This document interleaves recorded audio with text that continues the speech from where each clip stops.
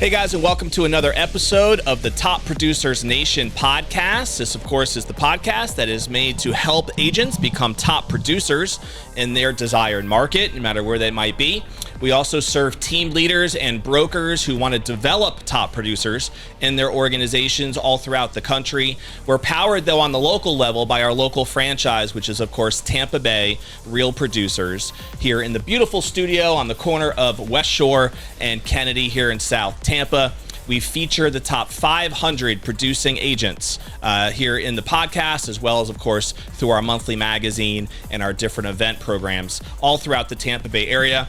And this show is also going to be sponsored by Mr. Barry Lively and Be Lively Images. Barry is in the house. How you doing, buddy?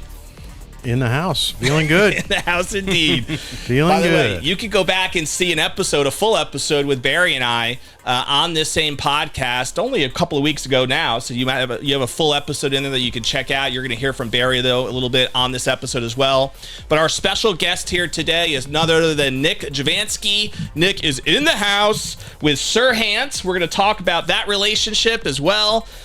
Nick has been featured before in Tampa Bay Real Producers as a top producer going back years ago, is when we first 2019, sir. Yeah, man, it's that long ago already, huh? Don't age me. Wild. That's crazy. It's been that long ago. But so Nick has been a friend of the program, of the platform. This is our first time actually having you in studio, though, which is awesome. And it's good to have you here, buddy. Good to see you. Thanks. Appreciate it. Love Tampa Bay Real Producers, what you guys do. Thank you. Bringing this community together to help us elevate our game. Little shout out for Barry Lively. I shot 2 luxury listings with him that set price records back in the day. So thanks, Barry. It was probably your artistic charm that helped me get that deal done. Well, I'd like to think that. At least artistic. I don't know about the charm part. Yeah, but. you know. Well, there's a little autism the quality in there, of work too. was good. Good. Hey, well, that's my special creativity, power. sir. Yeah, I love that. Those they were on 2 legacy neighborhoods, and those properties, I can see them in my head as if we were there shooting today, and each one of those closings was a price per square foot record in 2 of the most prestigious locations here in Tampa. We'll leave the addresses out. No doubt. Yes, By the sir. way, you can turn the volume down on that so it doesn't jump up into the mic for you. Because I know Rob is probably over there like, what's that sound going on in the corner? Good feedback we so we far? got it. We got it. Good to hear. So, Nick, for people who might not know anything about your backstory and how you became a top producer, I know that you've been really leaning into luxury real estate for a while and you've had a lot of success in that space. But let's give people a quick little snippet on just, did you grow up in Tampa? How'd you get here? What got you interested in real estate initially? How'd that all shake out? Sure. So Nick Janovsky, 45. I know you can't ask, and I hope I don't look 45, so thanks for that one. You don't, man. Great. On a Appreciate day over that. 30. I'm kind of a South Tampa guy. I used to live in South Tampa as this region evolved. As most of us know, St. Pete's gone through a renaissance. So I moved over there with that wave in a different capacity in 2012, fell in love with the city, really thought there was an opportunity to build it, and that was in the political spectrum. And then obviously development, real estate, politics, they're hand in hand. Mm-hmm. So with that, I stayed. We had some success, got a real estate license 2015, was trying to change the world. And I said, well, let's change my friends' lives by helping them sell and build, right? So we did that, elevated. It wasn't just really luxury at that point for me. It was the win. I like to win. I like to win in my campaigns. I like it when my clients win. I like it when my team wins. I like it when my people win. So from that, I naturally elevated to the C-suite level. CEOs across town were part of our donor pod, right, for politics. Mm-hmm. So it was natural. We knew Nick. We trusted him to go do this out there in the field. Let's go have him do our property. Yeah. A couple tests here and there, a couple firsts. My first listing was in Hyde Park, over $1 million. I'll never forget that, 2015. Not a bad first listing. Couldn't even believe it. It's a legacy property. I'll leave the address out. Then had a couple more. That was like Warm Network, someone you knew? That was a warm network that I knew, direct personal contact. And I never realized the power of this thing. Mm-hmm. There's 18,000 phone numbers in here. Don't worry, I'll text all you guys later. That's true. And I know those people. And then it was polishing the skill set. So, okay, I've got the access. I've got the people. How do I do the job better? Yeah. And went with the local boutique, first time licensed, was still running my political consulting and PR firm on the side, which everybody knew. That brought strength because I knew how to brand. I knew how to market. Yeah. I knew how to be responsible. Yep. And then from that, I needed to know real estate. Then it was like a vampire with its first taste because then I wanted to develop and build, first of its kind mixed use development, Driftwood on Central.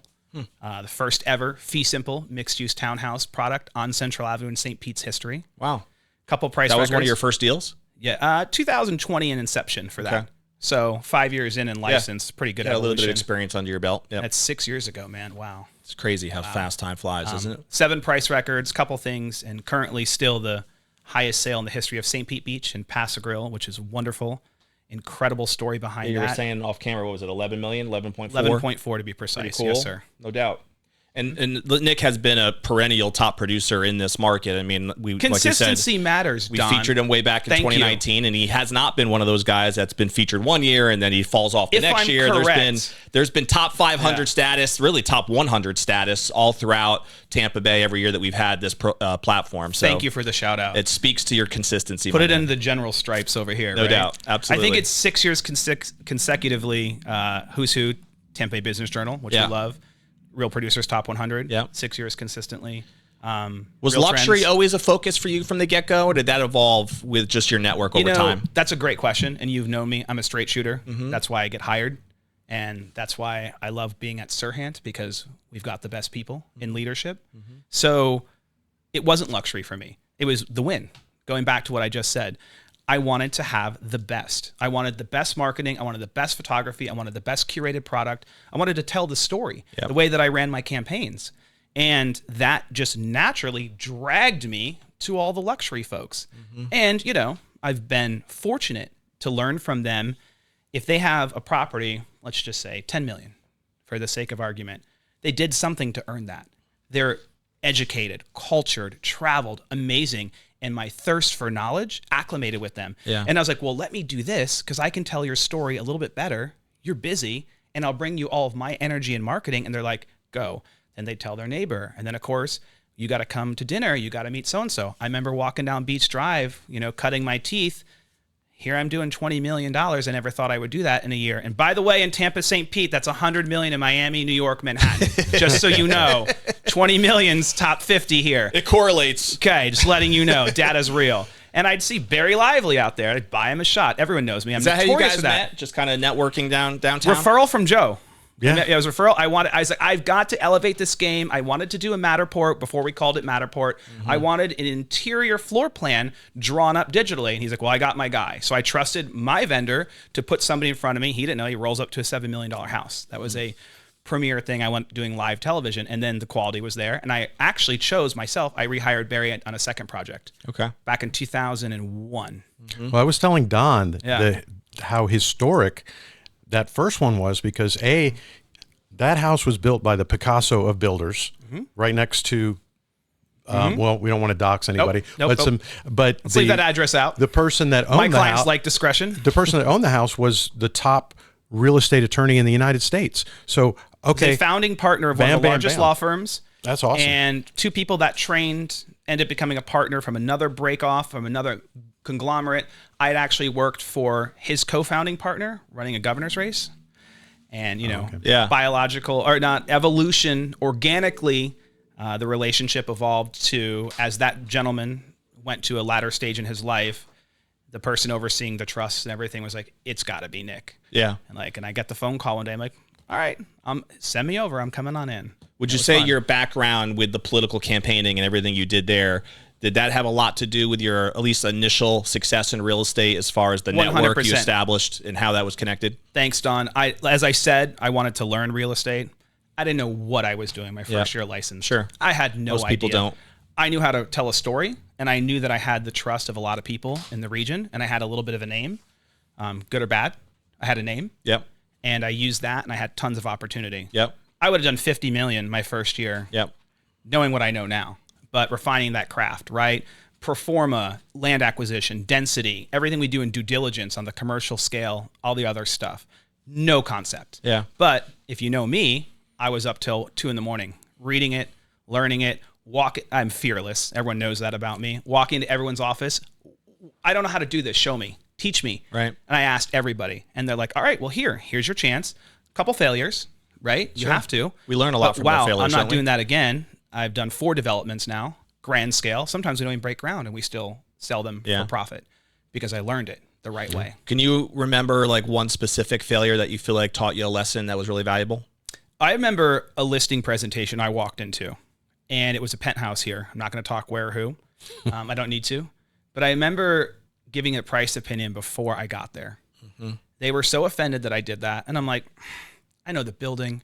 Do you know, you're lucky that I have time to come here. I was younger. This is years ago. And I get there. They open with, well, you thought it was worth this. Can you walk around and tell me? And then I was like, okay, sure. So I walk around. They had done extraordinary upgrades, surfaces, appliances you couldn't even see, finishes and fixtures. They had removed a wall you couldn't find in permitting, yada, yada, yada. That was the last time I gave a defined, confirmed price without saying it's a value range from what I can see until I tour your layout, your surfaces, your finishes, because you can't find everything online. That's why sometimes, especially in the luxury world, right? Especially in the luxury world, Zillow's not right, and AI can't walk your house with you. So I'll never make that mistake again. Newer agents, if you want to become a top producer, you better do your research and your homework the best. Give them a range from what you can see online, but until I tour, see the surfaces, the layout, and absorb the property in person with you, I can't set a defined value. Yeah, no, that's really good advice, because I think sometimes an agent who wants to position themselves as an expert could come across as knowing all the things and throwing the numbers out there because they think that they already know what they need to know. But I think especially if you're trying to lean into luxury, not only there's a little bit more sophistication, I would have to imagine, with the buyer and the seller, but like you just said, a lot of the investment that they might have made in that property, you really wouldn't know going in unless you just toured it and figured out what those nuances are. You're correct. Which makes a lot of sense going in. Are there any and other wealthy people, just to be honest, they're private. For sure. They didn't post, they don't even have an Instagram, so let's start there. They didn't post that they did a $1 million renovation to their unfinished garage. Yeah. They don't do that. Right. Totally. What other little nuances would you say you've settled into and identified, especially working with the luxury market, that you think might be different than working in the general market when it comes to real estate? Is there other things that stand out to you? Yeah, there's three things. I mean, I can just roll them all off because this is natural, but it's the story. Everything they've done has a story, and their property is a story, right? They transition careers, they sold a company, they helped their kids become legacies. It's a story. Yep. And everything they've done, it's funny, their property changes every time their story life changes. Trust me on this. Every time there's a college, a career, a CEO appointment, a retirement, the property changes with their life story. So when you can tell stories well, you're going to acclimate with luxury and the wealth, because the story brings value. Two, you better know what you're doing. Period. These people didn't get to where they are and don't have their money if they couldn't sell it themselves. They don't have the time, and they don't want to. You better be as good as them and bring them something that they missed, and they'll be so impressed. They'll trust you. You don't have to worry about it. My best clients, full fee, the most amount of trust now, are repeat luxury. It's not that you don't do the job any less. I go above and beyond. I want to do it even better. But they know what it's going to look like, and they're out of the way. And you don't mess up. Especially once they trust you. Correct. Yeah. Correct. Number three, you better actually understand lifestyle. Okay? You don't have to have their income. They don't expect you to. But don't show up like you didn't try. Yeah. For real. Right. Like hygiene, clothing, education, culture, music, sports, everything. They're in tune. So you better start living that lifestyle, and it can be at your own scale, and don't ever feel guilty about that. They'll know that at least you're aware. You're putting yourself in that space. Hi, I'm Barry Lively with livelylistings.com, providing you top-level photography, videography, floor plans, and everything to make your listing come to life in the most professional way so that you impress your clients at another level. I had a client that was so impressive, I was so terrified to ask even what they do. And I never did. I still didn't even ask. But I knew, because I looked it up, and I knew when the referral came in X, Y, and Z. And I was like, okay, we talked about art. We talked about restaurants. They gave me an opinion on where to go in Costa Rica. We built trust that way. Yep. I was so fascinated by them and that story. And then, bam, that turned into 4 deals and some of the largest sales in this region. Yeah, I love that. And, you know, there could be agents out there who maybe you're attracted to luxury because they just view it as bigger commissions, and that might You'll be. never be successful if you chase the commission, if you chase the dollar. Nobody if you likes chase commission the breath story anyway. and you're real and you can sit at a dinner and captivate them and you're equally as excited to hear and learn from them, you'll work there every day. Well, I love the mindset of being like a student, right? Like you've brought that up a couple times now of like really diving into what matters most, not only to the community, but to your individual buyers and sellers, and figuring out what those similar topics might be so that you can come across somewhat educated and not just inauthentic and trying to wing it, because they can smell that from the very beginning. Nobody likes it's called a callback commission or a breath, full right? circle moment. So I wouldn't be sitting here trying to give good advice to the up and coming top producers if I didn't learn from my luxury consumers. Yeah. That's a full circle moment, right? Totally. No, it makes sense. Student mindset, always be learning. And if you stop wanting to understand or learn things, you become stagnant. And I want to talk a little bit about your overall philosophy when it comes to marketing. And I think you come into here too, Barry, because obviously we're talking a lot about luxury here. And I'm curious, even from your perspective as a video professional, how do you approach things a little bit differently if someone like Nick is coming to you and you know it's a luxury property, a luxury listing, compared to what you might, because I know you do a lot of different business out there, but what are some of those nuances that you know that you have to prepare for differently in your line of work if you know it's luxury focused from the get-go? Well, right off the bat, I knew that I wasn't going to be the only photographer on that job, because I learned very quickly from Nick that he's a leader, and leaders know how to delegate, and leaders know everybody's job. So he knew he needed someone to do the 3D. He needed somebody to focus on the aerials and the outside shots, and he needed somebody to do sort of a video walkthrough of the house, which at that point, video walkthroughs were not where they are today. They're not. It was cutting edge at the time. Yeah. There was no AI, guys. There was no online. I wanted a digital floor plan made. I tapped Barry for that. And you better have me in and out of there in an hour. Everybody be early on their game, their equipment, not stepping over each other's feet. We ran this like a program. We ran this like a professional shoot. It was. We've got the drone going. We've got the interior B-roll running. I'm mic'd up. I'm taping my set, and I change my cadence when I do the thing. You're getting personal, Nick, right now. And then I've got Barry doing the other things. You're in and out. The sellers see it, the neighbors see it, and your material comes out better because of that. Ended up going live on Fox Business. Ended up going live for the Super Bowl, ended up going live on Mansion Global for a professional tape television from that same program because of the marketing we shot. That's awesome. Did you know that? You had 3 consummate professionals, and the 2 other photographers I trust implicitly. We're in the world. I think Rob knows that this. Was back when I still wore ties. Oh, you were. So that's evolved as well. You were G'd up for that. It was the part. It was unlike any shoot before. But what I would say to any photographer, whether they're, you're going in with the mindset of, look, I've got to. If I'm being asked to do all of these things without a team, I need to be structured to know this is what I need to get probably the lengthiest thing out of the way first, which might be the 3D virtual tour. Then I know I still have to do some, stills that are epic shots, but at the same time, there's going to be a video element of some sort. So it's, one thing I ask anybody and it's hard to do, is whatever you can do to get the homeowner out of the house and entertain them so that I can have that house to myself. It's not an easy thing to do. Yep. The realtor is juggling properties, and it's lucky enough to get there and have them open the house for us to do it.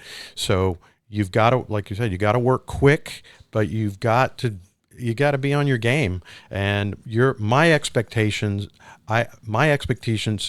exceed my clients' expectations, period. They'll get the chance to come back and forth. So I'm listening to this. I'm impressed. I'm going to take this one, Don. Go ahead. Like, I'm your audience. You're selling to me, right? I'm who hires the creative. Sure. Exactly what you said. Everything I do is about the pageantry, right? It's a production day. Think about that. It's a production day. Yep. I'm rolling up with my videographer, my 3D person, my photographer. I look the part. I step out of the car. I'm mic'd up. I know my script. You've already seen what I'm going to say. I've got the idea of the shots. I do a walkthrough, what I want to see. Break out your pieces and go. You're in command, you're in control, and it's production day, and it brings great results. Exactly what Barry said. I have a project for you. That what you just did is what we need, and the sellers need it, because all day long it's going to fall onto me. Yep. How does the marketing look? What's going on to consumers? What's the new value? Yep. And we're out there in the front of it. You better be commanding it, and it better be all the right pageantry, especially in the luxury world. And that ties into the story that you were bringing up earlier. Imagine you're a $10 million seller, and you're like, okay, photographer's coming Monday, videographer's coming Tuesday. How's your next Wednesday look? Yeah. Get out of here. Right. Just leave. You might as well just quit. Right. Well, What's interesting too is that you brought up the collaboration point. The collaboration and having fun. If I'm not having fun, I think I'm I not show up doing with it. champagne to half of them, and and I invite my consumers to say, "Do you want to stay and watch us?" Or like, "We're out of here."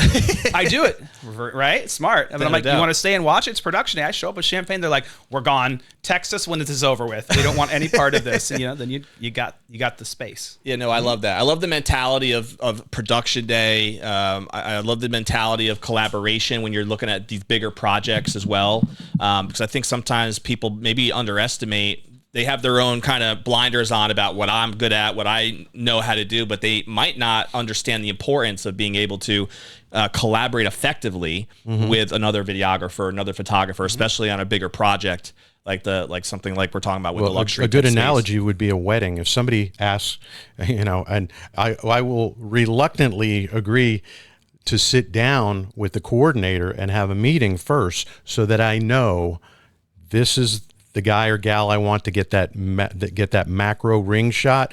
I can always count on them to get that incredible shot. Here's my sparkler, the contrived. The walkthrough. It's my favorite part. It's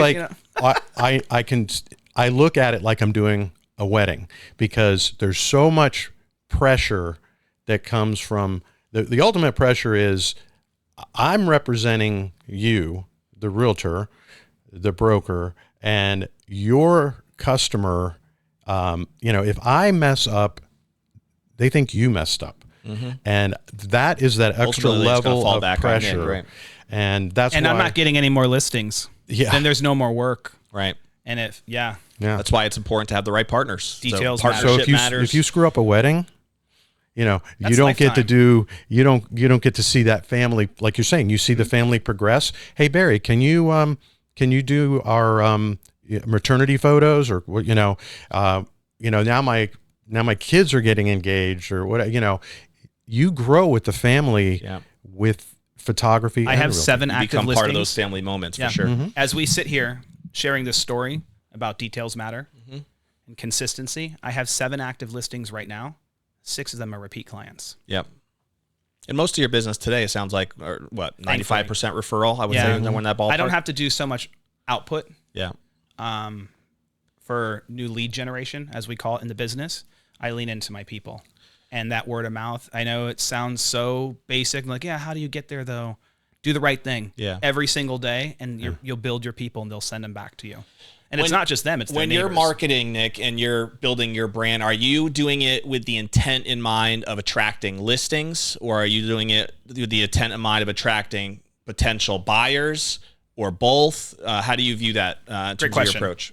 All of it.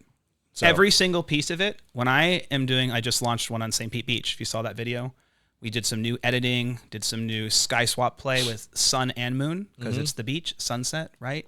And it was smart, because when you just look out at the water at night, it's dark. You want to see the sunrise and the moon, because there's some sparkling twinkle. There's some life there. So when I launch a marketing, do I want more listings? Yes. Do I want the most exposure? Yes. Do I want my peers to go, oh, what is he doing now? Yes. Do I want my sellers literally be like, oh, he might be a little too much to deal with, but man, this is good. Yes. I want all of it. Every time I launch one, I don't want it to be the same. I want it to be different. I rode up on a golf cart and jumped through a driveway and threw my sunglasses off of it, because it's a golf cart community. There's a lagoon there, right? Tie it in. Something that's real for the property, that's unique, and it lies into that story. Yep. I want it to be all the above. And that's the constant creative in me, which I think helps in this world, right? And are you leaning into specific platforms to tell this story? Is it mostly Instagram? Is it YouTube? Does it vary based on the client? I'm an old school campaign manager. I wrote press releases before there was AI. I can still do my own copy, my own branding. I probably got 50 million in marketing campaigns in operation behind me. Mm-hmm. And I don't say that to brag. I used to be the biggest believer in Facebook. It was all there. It was a little bit different age demographic. Yep. People took it seriously. I thought Instagram was annoying. I didn't even get one until 2010. Mm-hmm. Now I deleted my Facebook and I'm on Instagram only, but the secret weapon is really LinkedIn. So I'll let you know that out there. Interesting. Business professionals. Yeah. LinkedIn. Makes sense. We haven't had a lot of people on the show elaborate on LinkedIn. On your ROI, your return on investment, everything is going to come from LinkedIn. And those are people in your market. Think about who lives where you live. Yeah. The lawyer, the accountant, the wealth manager, and the doctor. Yeah. They're not going anywhere. They're built their portfolio lifetime, and they're the number one handout of real estate referrals. They better respect you. And when they see you operating like an operator and a strategist, which I do, I'm a little too serious, they love it. Then I bring the creativity, you get more real estate clients. LinkedIn all day long on a platform. Being out in regular media, if you crawl me on AI, it's insane. And it was real press. Tampa Bay Times, Mansion Global, Wall Street Journal, Homes.com, The Catalyst, everything. Yeah. Giving value. I've been interviewed by Realtor.com. Happy to be here today with Tampa Bay Real Producers and Don Hill and Barry Lively. Love you guys. Things like this are how you get authority and you get organic exposure. Without a doubt. And so you can pay $1,000 on an Instagram video and get 20,000 views. What does it do? Yep. Who's getting it? They're not qualified to buy the house. They're not going to call you. They're not going to convert as a client, and it's wasted dollars and wasted time. I'd rather go sponsor an 18th hole at the Pasadena Yacht and Country Club and sit there with my client. Yep. Is your philosophy pretty much all organic content, or do you mix in 90% paid campaigns when you want to? And people still see the new Instagram page, which over just this summer is 4,800 views and or 4,800 follows and 1.1 million views in less than 100 days. All of it, I wrote it. Like it's just myself and Claude. Content. Yeah, I don't pay for anybody. It's I the top line messaging, the blend of content for authority would be quality about the work, the marketing, the flashy stuff, then lifestyle, the neighborhoods, luxury, the real world, and then authenticity, who you are, where you eat, what do you shop, I smoke, I'm a Vikings fan, I do all that stuff. Vikings fan, that's unique in and of itself. I think you saw me on a plane coming back from the game many years ago. I went to that Giants-Vikings game. I think we talked about that. That's right, my loss. Yes, I was at that one. Were you at that same game? Yes, it's 4-8, and Kirk Cousins throws a check down. Doesn't even give me a chance to, it's the playoff game, by the way, throws a check down, doesn't even get 8 yards on the check down. What are you doing? I couldn't be happier. Oh, I was so mad. I took that flight early to come home. Yeah. I'm a diehard Minnesota Vikings fan, so that was our playoff loss. And the Giants haven't had a winning season since, but at least we had that one victory. Well, we got Daniel Jones, we got Danny Crimes, and then that all worked out. He did. That's a whole other podcast. I'm sure we could talk about our how did you become a Vikings fan anyway? We can mention that part. So mom is legacy person from Wisconsin, many generations, and then I grew up on Brett Favre. You just did there. As a kid, I was born in Eglin Air Force Base, Destin, Fort Walton, so a military brat in Florida, traveled around California, Wisconsin, back to Florida as a kid. And somebody in our family line, I don't know, my great second uncle, my mom's cousin is like a mayor of Green Bay at one point. Okay. So there's like one share of Packer stock. You got some roots worth like $5. Well, I mean, the cheeseheads are all over the house. Everything is Live and Die by Brett Favre in the 90s. Yeah. If you were alive in the 90s, that's what it was. Totally. So I'm like, that's my guy, right? Yeah. Saw him play at the old Brewer Stadium when the baseball team, because Green Bay would come down, blah, blah, blah. When he went to retirement, had his fallout with the Jets, came down, was in retirement, went over to the Minnesota Vikings. It was a rivalry up there. Yeah. Packers and Bears are real, but when you know a real story, it's also Minnesota and Wisconsin. It's a big rivalry. Different kinds of people. Yeah. So your mom was a purple people eater. Yeah. Yeah, look at you. Different kinds of people, right? I always love, right? I know. I like it. Everything Barry does is calculated. So to get that Vikings bit, see? That's what, if you notice it's when all I go, the presentation. Well, I'm going to close that loop, but I'll tell you, if you notice when I shoot property videos, I change my outfits for the house. Yeah. I match the house. Fun fact. Yeah. Now everyone's going to go back and look at that. So blah, blah, blah. So Favre goes, I've always loved the Vikings. Chris Carter, Randy Moss, that tandem. Followed Randy Moss. I'm like, who is this rebel? Like, I'm a rebel. Love Randy Moss. I'm like, so then Favre goes up there. I'm like, I'm done. I'm leaving my family. I'm breaking up my family. I'm a Vikings fan. Yep. Percy Harvin was drafted that year. Went to UF. my best friend was on the floor. He was in the dorms. Was his like there. I have a signed 1 of 100 Percy Harvin rookie balls. Yeah. So that's the story. And just every year I go up there. And I bought a condo. Consistent ever since. I got a condo. I love their stadium. It's a gorgeous stadium. Oh, the U.S. Bank Stadium's fabulous. But I bought a condo right in downtown just so I can see the stadium. So when I become a snowbird, 10 more years and retire, I can just walk to my game. I have a goal to see a baseball game. I love football, but baseball is my number one sport. And so I played a little bit. My kids play it now. And we have a goal of seeing a game at every stadium in the country. So have you done Target Field in Minnesota yet? That's one of the 8. I think I have 8 left that I haven't hit. Done. And that's one of them. I've been to the football stadium. I'm obviously. not going to do any names, but I think the Twins play there. They do. You're correct. You are correct. I think I've had a very fortunate opportunity to work for a few of them. Did you really? Yeah. Nice. Okay. You need to go to Target I mean, Field. I know I saw the stadium when I was up there for the football game, but obviously it wasn't during baseball season. So one of these days I plan on getting out there during the summer months and checking it out for sure. That would be great. We just went up to New York. In Orlando, Stadium. they had a place called Tinker Field, and that's where Minnesota's spring training was. Yeah. Oh, is that right? Tinker Field in Orlando. They still play there? No, I don't think so. It's all Bradenton now, right? Yeah. The Pirates are down there. The Braves are down there. And the baseball fan, it's great being around here. Yeah, we've got the season. Phillies, the Blue Jays, right? We've got everybody here. You got the Yanks, obviously, right in down. The Orioles are out here. Our golf beaches your are Yanks great for better baseball. watch out for my Red Sox. They're on fire right now. I know. It's like 33-5 in the last. It's crazy. Is Aaron Judge going to come back soon? They're saying so. Okay. Us Yankee fans. See what we just did here? The verdict is out on that. About it. I can tell you that right now. Luxury real estate to football to baseball, and everybody was in stride. We could hit on every topic we need to. If we had more time, we would. Well, one of the Super Bowls I covered was Philadelphia and the Patriots. In Minnesota. Yeah. A game which it was heartbreaker. Freezing. Wasn't it like Tom Brady threw for 500 yards after NFC throwing for game. 468 and losing. My cousin was Philly there. destroyed us that game. Was it 42 to something? Minnesota was at the NFC Championship game. Yeah. Could have been the first team to play at the home stadium. Yeah. The Bucks got it. Go Bucks. I had season tickets. Support the home team. Everybody in Minnesota was awesome, and you're right. Did you see that whole Gruden just got walkability a gig over there now? You see that today? What's that? Gruden just got a When new you've gig lived with here the as Bucks. long as I have a fun story about Chucky, if you wouldn't mind. Go ahead. I'm a young kid. I'm working in politics, and we all knew kind of where everybody went. And we had a successful day. It was a primary, and I go to this local bar, and of course Chucky was there. Sat there and had beers till 2 a.m. with him. The guy was legendary to talk to. Yeah, he seems like he would be a blast to hang out with. Good guy. Talk about guy. like viral social media. Did you? Are you a golf guy at all? I do it enough to know what's going on. So he worked with Barstool for a little while with Portnoy and those guys over there. Yep. And they blew the internet up with their Internet Invitational Golf Tournament. This was last summer. I think they're doing their second one coming up this summer. And I mean, millions and millions of views all over the world. And Chucky was there in the tournament, right? And the biggest clip that I think got the most views of anything was a motivational speech that he gave to his team when they were fired up. They were losing after the first 18 holes, and there was a whole thing about one of the guys showing up late, who was one of their best players, and they were all pissed at him and everything.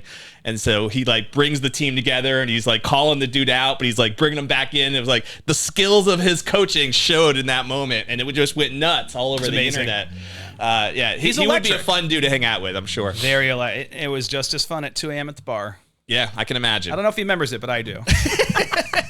It is funny how those. I had a situation like that in New York City when I met Bruce Willis at like 2 o'clock in the morning at the Plaza Hotel in New York City at just the local Plaza lobby bar, and we started peppering him with questions about his movies and all this different stuff. And it was just it's funny how those little experiences stick with you. So what Don just did there, I love.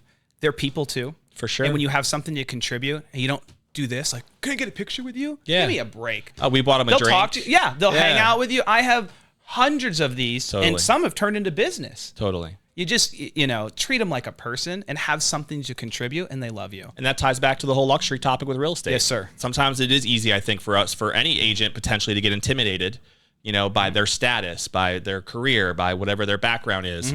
But they're people just like us. They gotta. My parents taught me a long time ago. They're hiring you for a service to deliver. They put their results. pants on one leg at a time, Barry. That's what I hear. The first Super Bowl that I covered, I went to the. It was Ditka and Jaws Cigars with the Stars. Nice. Ditka and Jaworski. Yeah, no, I know. They put that on. Don't judge my football knowledge. They're talking about the Bears there, sir. The Jaws.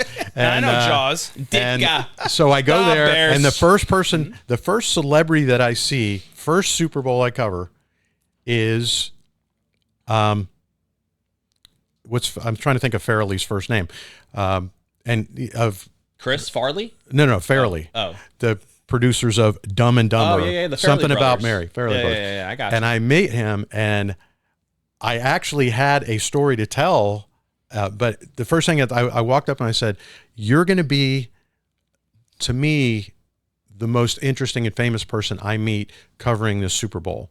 And I just said, "What you've done in my life is made me laugh and create an emotion that no sport, no other athlete, or no celebrity can ever do." That laughter and that endorphin, that you can see the joke coming and you still laugh as hard the 50th time you saw it.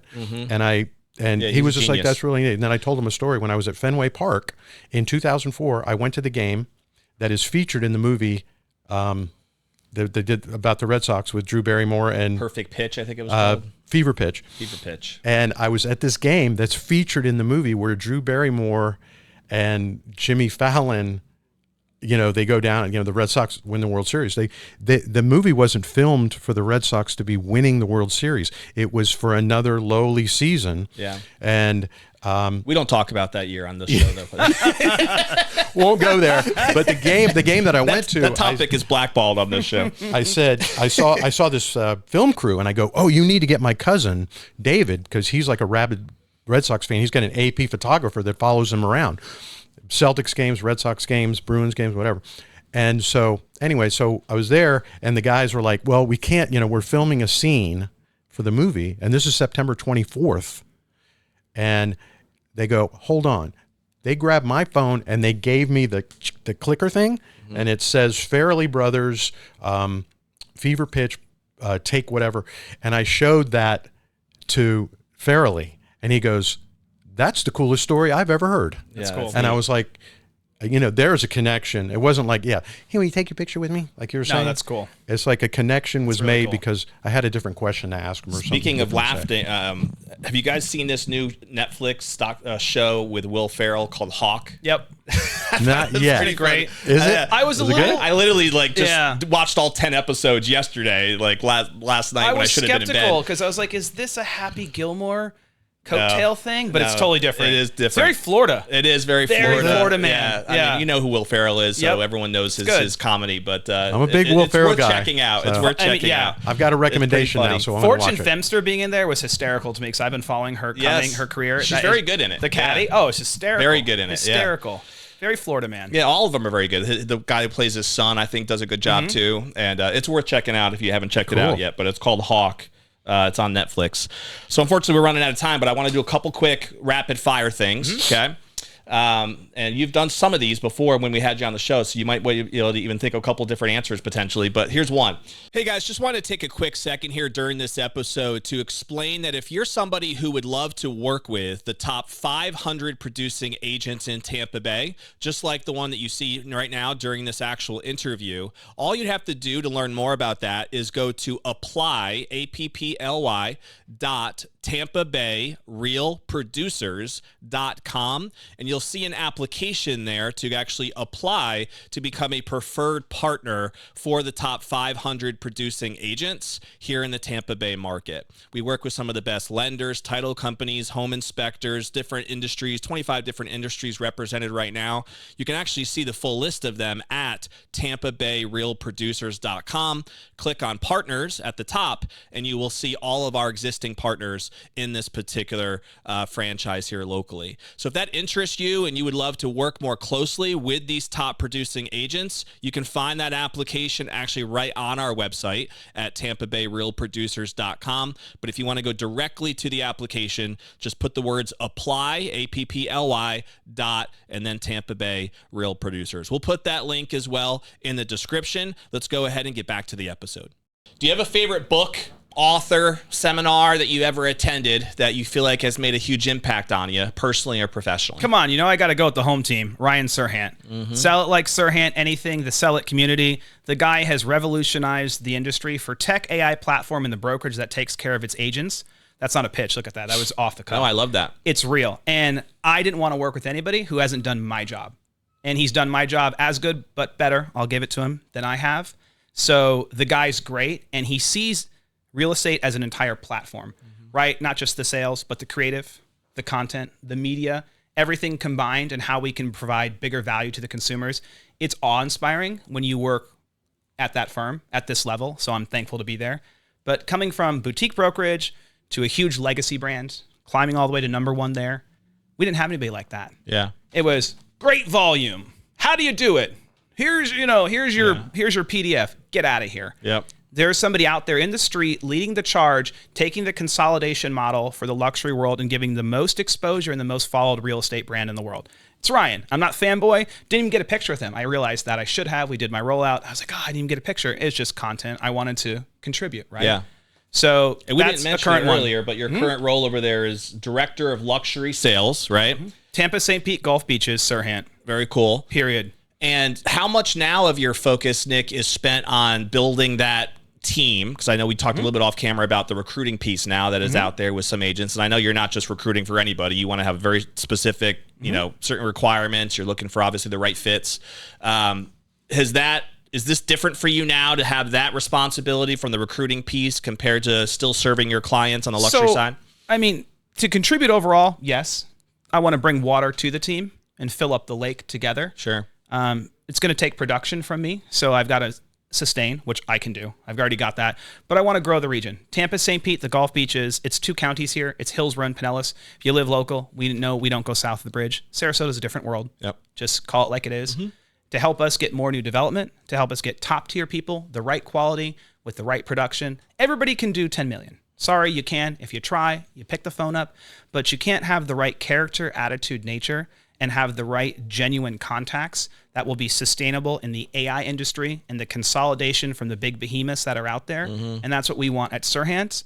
Humbly, I guess that's what they think I had. And I want to be that part of that spark that's lightning in a bottle, that we get more of that. So the right light attracts the right moth. Yep. And that's what we're here to do. Yeah, I love that. And it sounds like you have a very specific, what I would call USP. You know what your niche is. You know who you're looking to attract and what you're trying to serve. That's obviously from a client perspective, but also not now so from an much agent corporate. perspective. The AI model's there, the recruit model's there, the metrics are there. Here it is. Who fits it?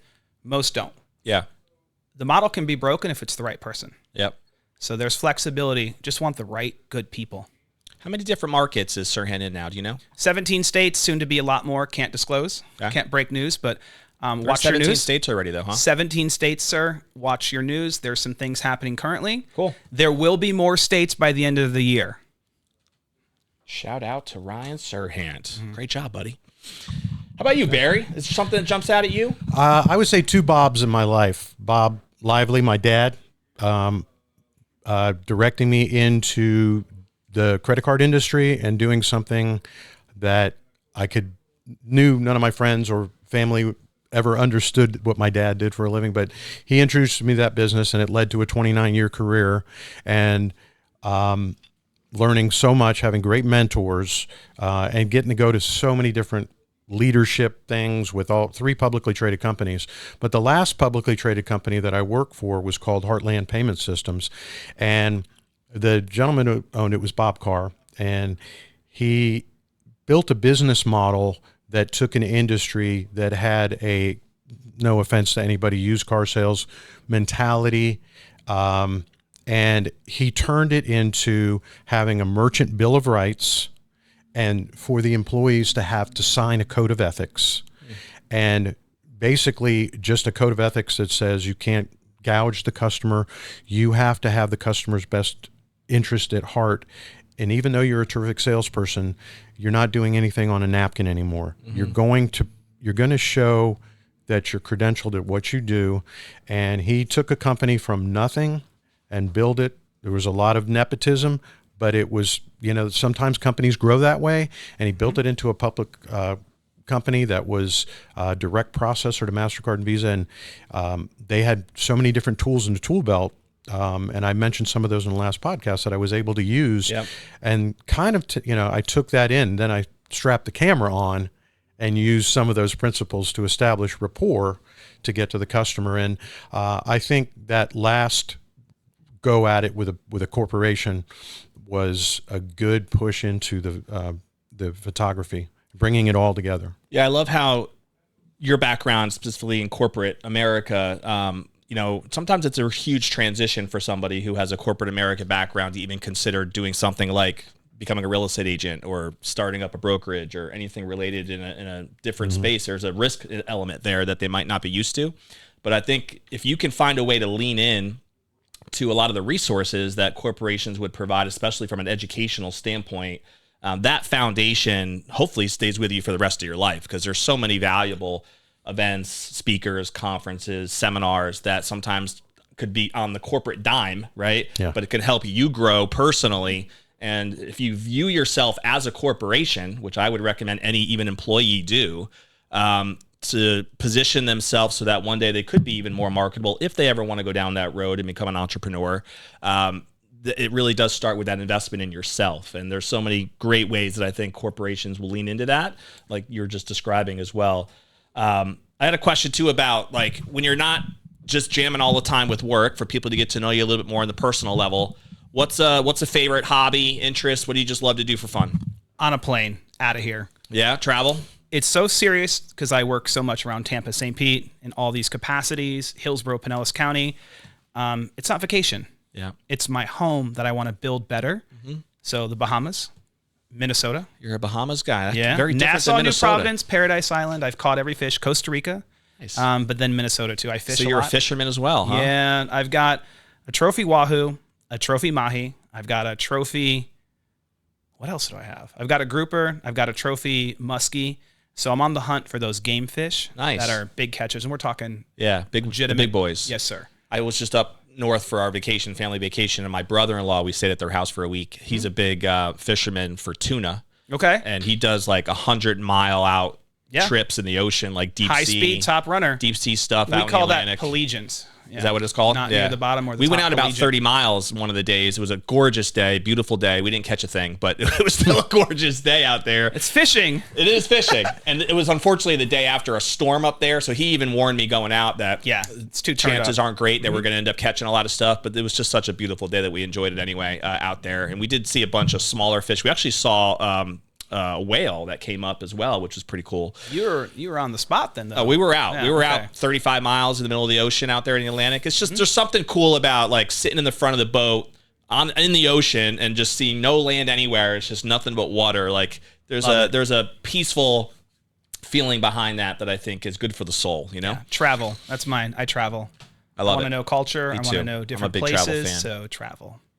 And it must be easier when you don't have. I have 6 kids at home, so it's a little bit more complicated to just round them all up. Okay, Don, I got 2. I've got the husky, who, by the way, fun fact. I love huskies. Seeing how I'm like an elephant.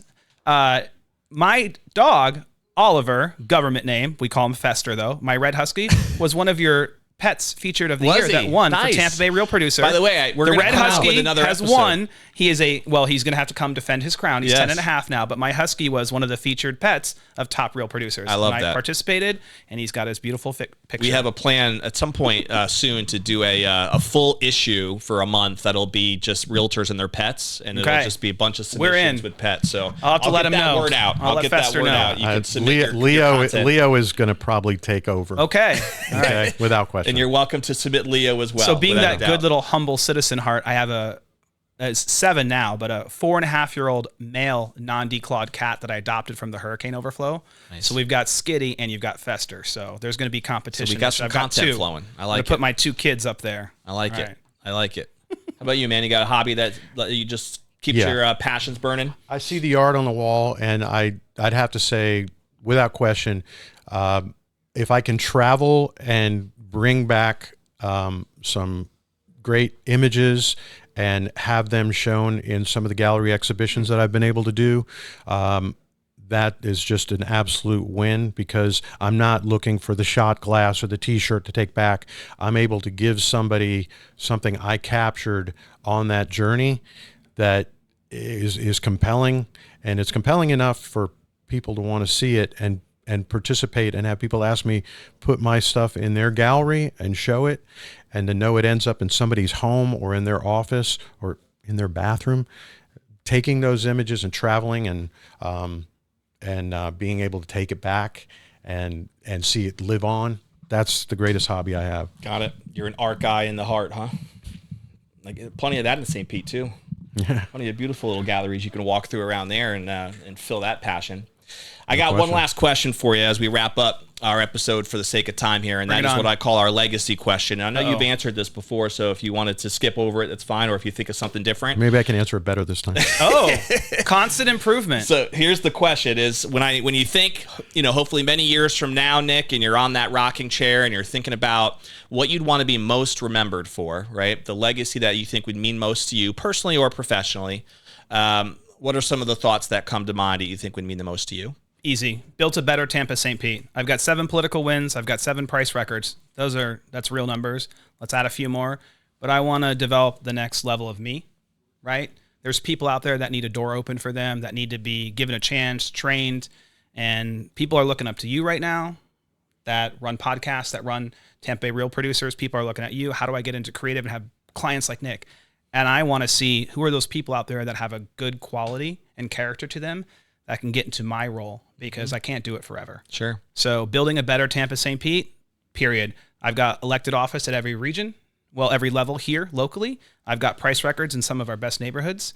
I'm building some product now, right? I like a little bit of new dev, a little bit of luxury. Nice. I want to build some people along with it and stay involved. That's it. That'll make me happy. John Maxwell is one of my favorite authors, and he writes in one of his books, The 5 Levels of Leadership is his book, if you guys want to check it out. And he talks about that 5th level being what you just described, which is the leaders who are obviously developing other leaders. And that really is ultimately how every organization is going to become a brand that will sustain itself and beyond any individual person, whether that's in real estate, whether that's in, you name the business. I think that is ultimately what it's all about.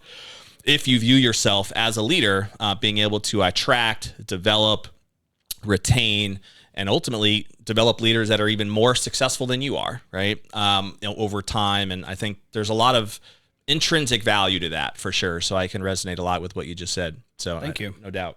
How about you, Barry? Anything different you want to throw in there for the people as we close it out? I would just say, when I leave this earth, I don't want to leave knowing I ever had to defend my reputation or my character, that I left it intact here, and that whatever light that I emanate here, I take with me to jettison myself that way, but that there's enough light left for everybody to bask in, and that's all I can ask for. You definitely emanate some light, Barry. There's no doubt about it.